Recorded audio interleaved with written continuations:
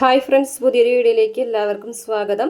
ഇന്നത്തെ എപ്പിസോഡിൽ ശ്രീജ വിക്രമിൻ്റെ ജീവിതത്തിൽ ഉണ്ടായിട്ടുള്ള ഒരു കാര്യങ്ങളൊക്കെ വെളിപ്പെടുത്താണ്. അപ്പോൾ രാധ എങ്ങനെയാണ് വിക്രമിൻ്റെ വീട്ടുകാരായിട്ട് ഇങ്ങനെ ഒരു ബന്ധം തുടങ്ങിയതെന്നുള്ള കാര്യമൊക്കെ ചോദിച്ചറിയുന്നുണ്ട് കേട്ടോ. രാധനെ എന്നും വിക്രം കൂട്ടുകാരിയായിട്ട് തന്നെ കണ്ടിട്ടുള്ളൂ എന്ന് ശ്രീജ ഉറപ്പിച്ച് തന്നെ അതിൽ പറയുന്നുണ്ട്.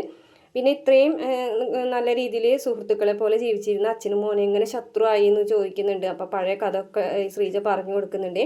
നല്ല രീതിയിൽ പഠിച്ചുകൊണ്ടിരുന്ന ആളാണ്. അപ്പോൾ കോളേജിൽ വെച്ചിട്ടുള്ള ആരോ വിക്രമിനെ പെടുത്തിയതാണ്, ശരിക്കും മയക്കുമരുന്ന് കേസിലോ മറ്റോ പെടുത്തിയതാണ്.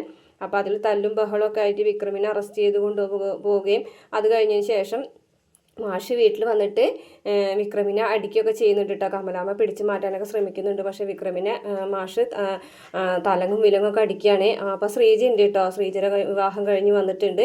അതുപോലെ തന്നെ മാഷ് ഇങ്ങനെ ചോറ് ഉണ്ണാനായിട്ട് ഇരിക്കുന്ന സമയത്ത് ഈ ഒരു കാര്യങ്ങളൊക്കെ അറിഞ്ഞിട്ട് പിന്നെ ചോറ് മാത്രം വലിച്ചെറിയുന്നതുമായിട്ടുള്ള കുറേ കാര്യങ്ങളൊക്കെ പ്രമോല് ഇങ്ങനെ കാണിക്കുന്നുണ്ട്.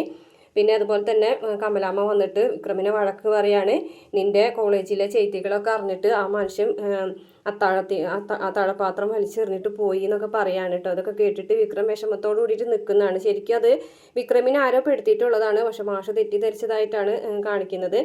അപ്പോൾ ഇത്രയാണ് പ്രമോൽ കാണിച്ചിട്ടുള്ള വീഡിയോ. ഇഷ്ടപ്പെട്ടാൽ മറക്കാതെ നമ്മുടെ ചാനൽ ഒന്ന് സബ്സ്ക്രൈബ് ചെയ്ത് സപ്പോർട്ട് ചെയ്യണം കേട്ടോ.